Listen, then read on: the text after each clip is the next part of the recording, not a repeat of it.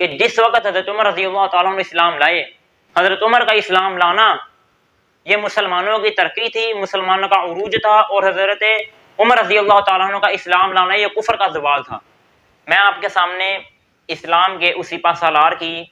کہ جس کا نام سن کر آج بھی کفر ڈرتا ہے، کانپتا ہے، ان کی سیرت کے بارے میں آپ کو بیان کروں گا۔ خلیفہ دوم جانشین مصطفیٰ مراد رسول حضرت عمر فاروق رضی اللہ تعالی عنہ کے بارے میں۔ حضرت عمر رضی اللہ تعالیٰ عنہ کا لقب فاروق اعظم رکھا گیا، یعنی حق اور باطل کے درمیان خوب واضح فرق کرنے والے۔ حضرت عمر رضی اللہ تعالیٰ عنہ 6 نبوی میں یعنی نبوت کے 6 سال میں نبی صلی اللہ علیہ وسلم پر ایمان لے کر آئے، بارگاہ نبوی میں حاضر ہوئے اور اللہ رب العزت کی ذات عالی پر ایمان لائے اور نبی صلی اللہ علیہ وسلم کی نبوت کا اعلان کیا، نبی علیہ الصلوۃ والسلام کی نبوت کی تصدیق کی۔ اس کا واقعہ کچھ اس طرح ہے کہ نبی حضرت عمر رضی اللہ تعالی عنہ اور ابو جہل، نبی صلی اللہ علیہ وسلم نے ان کے متعلق دعا مانگی، اور دعا یہ مانگی کہ اے اللہ تعالیٰ، ابو جہل اور عمر میں سے جو تیرے نزدیک زیادہ محبوب ہے، جو تجھے زیادہ پسند ہے، ان دونوں میں سے کسی ایک کے ذریعے سے اسلام کو قوت دے دے، کیونکہ اس وقت قریش مکہ کے جو کفار تھے ان میں سے عمر اور ابو جہل ان کی طاقت کا بہت بڑا عالم تھا، اور یہ اپنے قریش مکہ کے سرداروں میں سے سردار تھے، اور عمر ان کی بہادری بہت زیادہ تھی اور ان کے اندر شجاعت بہت زیادہ تھی، اور ابو جہل قریش مکہ کا سردار بھی تھا اور طاقتور بھی تھا۔ تو نبی صلی اللہ علیہ وسلم نے یہ دعا مانگی کہ اے اللہ، ابو جہل اور عمر میں سے جو تجھے زیادہ محبوب ہے، پسند ہے، ان میں سے کسی ایک کے ذریعے سے اسلام کو تقویت دے۔ تو روایات سے معلوم ہوتا ہے، روایت میں آتا بھی ہے کہ نبی علیہ الصلوۃ والسلام کو بذریعہ وحی یہ بات معلوم ہو گئی کہ ابو جہل تو ایمان نہیں لائے گا، لیکن حضرت عمر رضی اللہ تعالیٰ عنہ یہ ایمان لے آئیں گے۔ تو نبی علیہ الصلوۃ والسلام نے حضرت عمر کے لیے دعا مانگی، اللہم اید الاسلام بعمر بن الخطاب خاصتاً،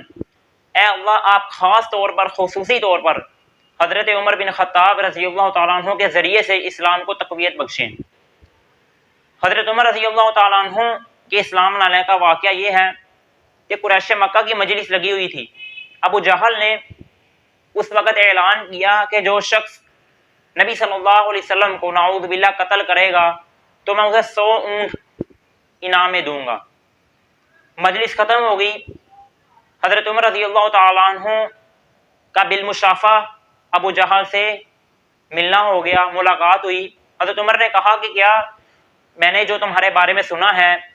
کہ تم نے کہا کہ جو شخص نعوذ باللہ محمد کو قتل کرے گا تم اس سے 100 اونٹ دو گے، تو کیا تمہارا اس پہ کوئی کفیل ہے، ضامن ہے؟ ابو جہل نے کہا میں خود کفیل ہوں، میں خود ضامن ہوں کہ جو شخص ایسا کرے گا وہ میں اسے 100 اونٹ انعام میں دوں گا۔ حضرت عمر رضی اللہ تعالیٰ عنہ فرماتے ہیں کہ میں نے تلوار لی اور میں چل دیا۔ حضرت عمر فرماتے ہیں کہ رستے میں کچھ آگے چلے تو میں نے دیکھا کہ لوگوں کا ایک مجمع لگا ہوا ہے، اس مجمع میں ایک بچڑا ہے اور بچڑے کے اندر سے مجھے آواز آئی۔ حضرت عمر فرماتے ہیں کہ مجھے یہ لگ رہا تھا کہ یہ آواز خصوصی طور پر میرے ہی لیے ہے۔ اس بچڑے کے اندر سے جو آواز تھی وہ یہ تھی کہ اے لوگو، تمہیں ایک فصیح زبان والا، فصاحت والا شخص دین حق کی طرف دعوت دے رہا ہے اور لا الہ الا اللہ کی طرف دعوت دے رہا ہے، اور وہ دعویٰ کر رہا ہے کہ میں اللہ کا رسول ہوں، تم اس کی بات کو مان لو۔ حضرت عمر فرماتے ہیں کہ مجھے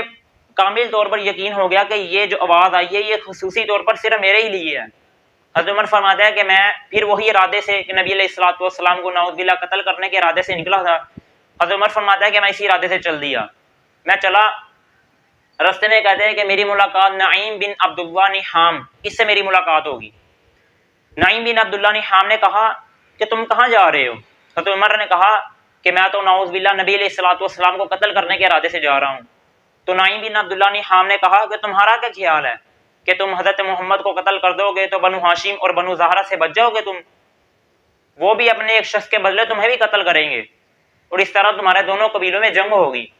حضرت عمر فرماتے ہیں کہ میں نے اس کو کہا کہ مجھے لگتا ہے کہ تو بھی صابی ہو گیا۔ صابی کہتے تھے اس دور میں کہ جو بے دین ہو گیا ہو، اپنے دین کو چھوڑ کر دوسرے دین میں داخل ہونا۔ حضرت عمر فرماتا ہے کہ میں نے اسے کہا کہ میرا خیال ہے کہ تم بھی صابی ہو گئے ہو، بے دین ہو گئے ہو۔ تو حضرت عمر نعیم بن عبداللہ نحام نے کہا کہ مجھے چھوڑو، تم اپنے گھر میں جاؤ، تمہارا بہنوئی اور تمہاری بہن فاطمہ بنت خطاب وہ بھی اسلام لے آئی ہیں، اور تمہارے بہنوئی سعید بن زید وہ بھی اسلام لے آئے ہیں۔ حضرت عمر رضی اللہ تعالیٰ عنہ نے بات سنی تو غصے میں آ گئے۔ حضرت عمر رضی اللہ تعالیٰ عنہ گئے اپنی بہن کے گھر تو دروازہ کھٹکھٹایا، اندر حضرت خباب رضی اللہ تعالیٰ عنہ سورہ طہ پارہ نمبر 16 یہ سورت حضرت خباب رضی اللہ تعالیٰ عنہ سکھا رہے تھے۔ حضرت عمر رضی اللہ تعالیٰ عنہ نے جب دروازہ کھٹکھٹایا تو حضرت خباب رضی اللہ تعالیٰ عنہ حضرت عمر کے ڈر سے خوف سے چھپ گئے کہ کہیں یہ مجھے نقصان نہ پہنچا دیں، اور ان کے بہنوئی اور ان کی بہن نے دروازہ کھولا۔ حضرت عمر نے کہا کہ اندر سے کچھ آوازیں آ رہی تھیں، تم کیا کر رہے تھے؟ تو فاطمہ بنت خطاب نے کہا حضرت عمر کی بہن نے کہ ہم آپس میں معاملات بات چیت کر رہے تھے۔ حضرت عمر نے کہا کہ نہیں۔ حضرت عمر اتنی بات چل رہی تھی کہ حضرت عمر کی نظر اس صحیفے پر پڑ گئی، یعنی قرآن مجید کی آیات پر، کہ جو حضرت خباب رضی اللہ تعالیٰ عنہ حضرت عمر کے بہنوئی اور فاطمہ بنت خطاب کو سکھا رہے تھے۔ حضرت عمر رضی اللہ تعالیٰ عنہ اس صحیفے کو یعنی قرآن مجید کی آیات کو جب پکڑنے لگے تو فاطمہ بنت خطاب نے کہا اے عمر انک رجس وانہ لا یمسہ الا المطہرون فقم وتوضأ، اے عمر تو ناپاک ہے اور اس قرآن مجید کو پاک لوگ ہی چھو سکتے ہیں، کھڑا ہو اور وضو کر غسل کر۔ تو حضرت عمر فرماتے ہیں کہ میں نے اسے پوچھا کہ کیا تم ایمان لے آئے ہو؟ تو حضرت عمر کے بہنوئی یعنی فاطمہ بن خطاب کے شوہر نے کہا کہ ہاں ہم ایمان لے آئے ہیں، اگر تیرا دین سچا ہوتا ہم اس کو نہ چھوڑتے۔ یہ کہنا تھا کہ حضرت عمر رضی اللہ تعالیٰ عنہ اپنے بہنوئی کو مارنا پیٹنا شروع کر دیا۔ اتنے میں فاطمہ بنت خطاب رضی اللہ عنہا نے چھڑانے کی کوشش کی، حضرت عمر رضی اللہ تعالیٰ عنہ نے ان کے چہرے پر ایک تماشا مار دیا جس سے ان کے چہرے سے خون نکلنا شروع ہو گیا۔ تو حضرت عمر کی بہن نے کہا کہ اے عمر آج ہمیں اس وجہ سے مارا جاتا ہے کہ ہم اسلام لے آئے ہیں، ہم محمد کے دین پر عمل کرنے کی تیاری کر چکے ہیں، اللہ رب العزت کی وحدانیت کا الوہیت کا اقرار کر چکے ہیں۔ جب یہ بات کہی تو عمر رضی اللہ تعالیٰ عنہ کو تھوڑی غیرت آئی، انہوں کو تھوڑی سی شرم محسوس ہوئی کہ میں نے اپنی ہی بہن کے منہ پر تماشا مارا۔ تو حضرت عمر رضی اللہ تعالیٰ عنہ کچھ دیر کے لیے سکوت اختیار فرما کر بیٹھ گئے اور کہا کہ مجھے وہ صحیفہ دو۔ پھر حضرت فاطمہ بنت خطاب نے کہا آپ غسل کیجیے، آپ ناپاک ہیں۔ حضرت عمر رضی اللہ عنہ غسل کر کے آئے، وضو کیا، تو جب قرآن مجید کی آیات طہ سورہ طہ پڑھنے شروع کی، پڑھتے پڑھتے حضرت عمر رضی اللہ تعالیٰ عنہ آئے اننی انا اللہ لا الہ الا انا فاعبدنی واقیم الصلاۃ لذکری۔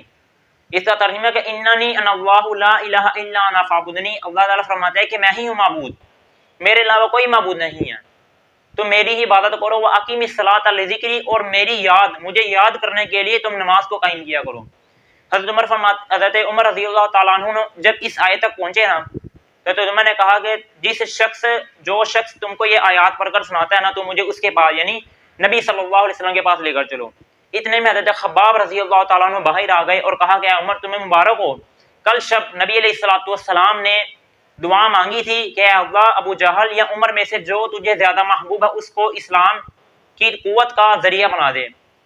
تو خباب فرماتے ہیں کہ مجھے لگتا ہے کہ وہ جو دعا تھی وہ دعائے خیر تمہارے حق میں قبول ہو چکی ہے۔ حضرت عمر رضی اللہ تعالیٰ عنہ فرماتے ہیں کہ میں حضرت خباب کے ساتھ چل دیا،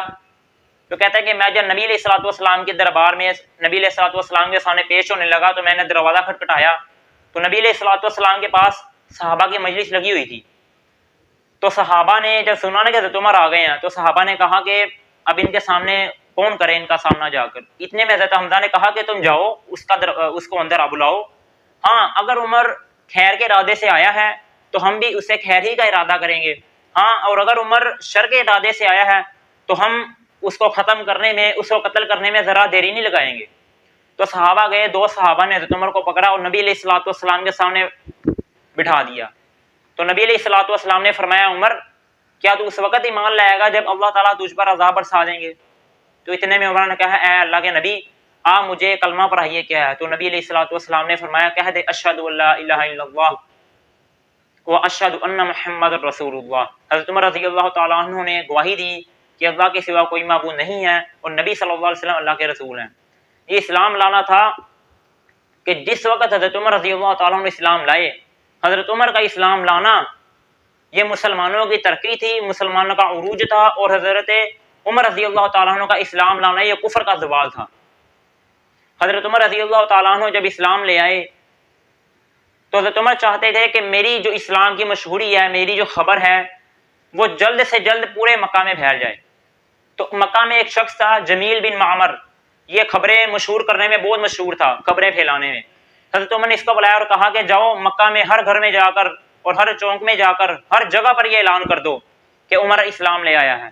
تو جمیل بن معمر قریش مکہ کی مجلس لگی ہوئی تھی وہاں پر گیا اور کہا کہ عمر اسلام لے آیا ہے۔ یہ کہنا تھا کہ حضرت عمر رضی اللہ تعالیٰ عنہ کے قریش مکہ کے سرداروں نے لوگوں نے مارنا شروع کر دیا۔ اتنے میں عاص بن وائل